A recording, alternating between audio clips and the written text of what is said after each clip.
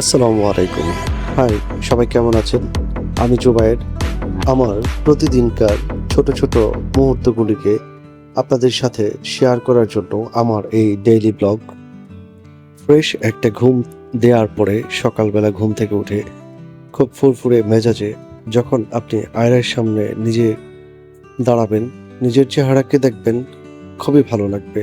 প্রতিদিনকার মতো সবাই দৈনন্দিন কার্যক্রম করে, কেউই বা কতজনই বা সেটা শেয়ার করে।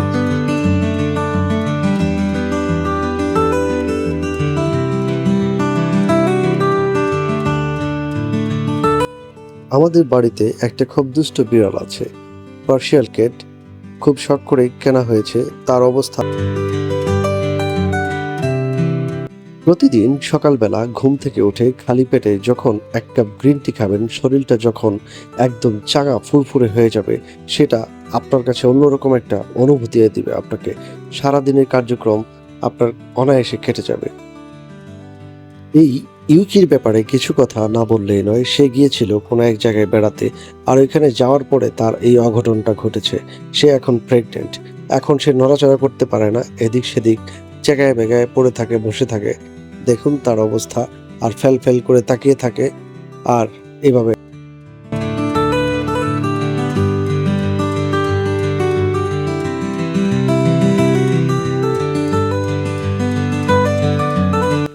এখন আমি আপনাদেরকে যে জিনিসটা দেখাইতে যাচ্ছি এবং যে জিনিসটার ব্যাপারে বলতে চাচ্ছি, বর্তমান যুগে অনেকেরই খুবই প্রয়োজনীয় একটা জিনিস, অত্যন্ত গুরুত্বপূর্ণ একটা জিনিস।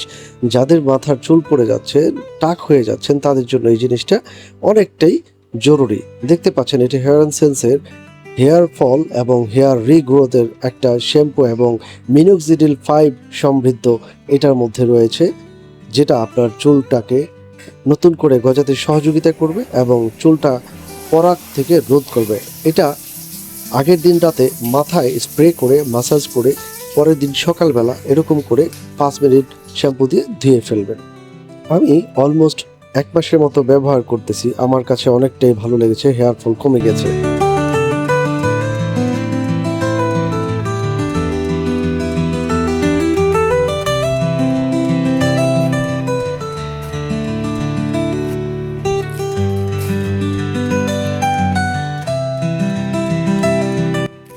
এই ব্যস্ত নগরী ছেড়ে কিছুদিনের জন্য বাইরে চলে যাব। বোরিং হয়ে গেছি এখানে থাকতে থাকতে। ঢাকার বাইরে যাব, 2-1 দিন একটু রেস্ট করে তারপর আবার ঢাকায় ফিরব। রেডি হচ্ছি ঢাকার বাইরে যাওয়ার জন্য। একজন বাইকারের যতটুকু দরকার তার ততটুকু সবটুকু আয়োজন করেই বের হচ্ছি।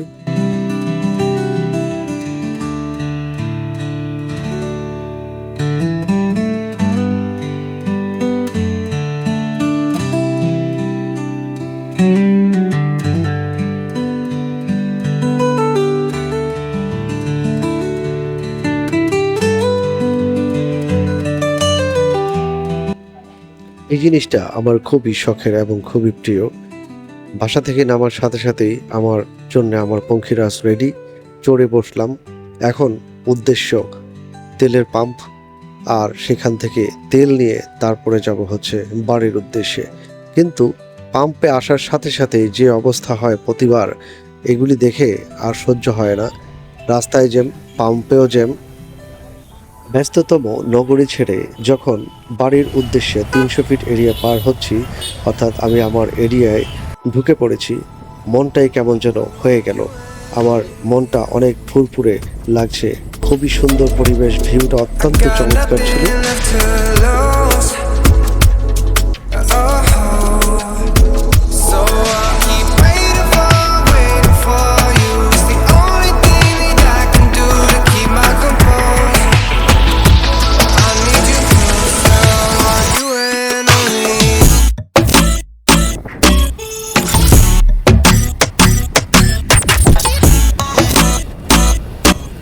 শহরের বুক ছিঁড়ে এবার বাড়ির কাছাকাছি চলে এসলাম। বাড়ির কাছে আসতেই দেখি যে আমার ছোট বেবিটা দাঁড়িয়ে আছে আমাকে স্বাগত জানার জন্যে।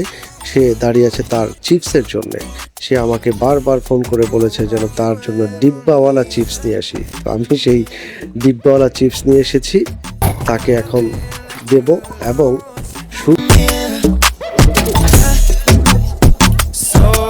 keep waiting for আমি বাসায় ঢুকতেই আগে গেলাম হচ্ছে আমার বাবা মার রুমে।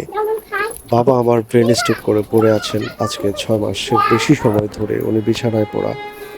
আমাকে দেখা মাত্রই উনি দু চোখের পানি ছেড়ে দিয়ে বাবা বাবা বলে চিৎকার শুরু করলো। কিছুক্ষণ আগেই আমি আমার ছোট্ট বেবিটাকে বাবা বাবা বলে ডেকে বাসায় ঢুকেছি।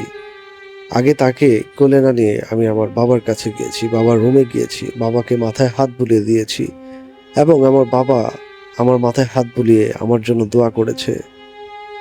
আসলে যাদের বাবা আছেন তারা এখন পর্যন্ত একটি স্বর্গে আছেন গাছের ছায়ায়। যাদের বাবা নেই তারাই জানে বাবা না থাকার মূল্য।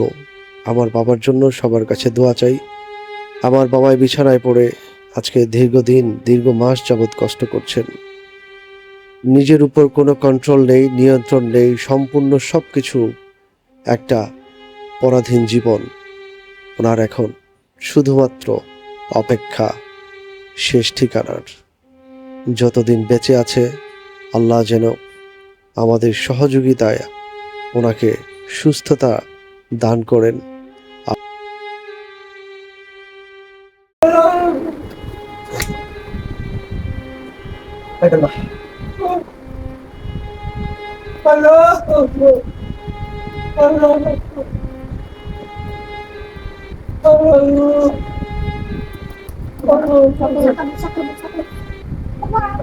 Sakit.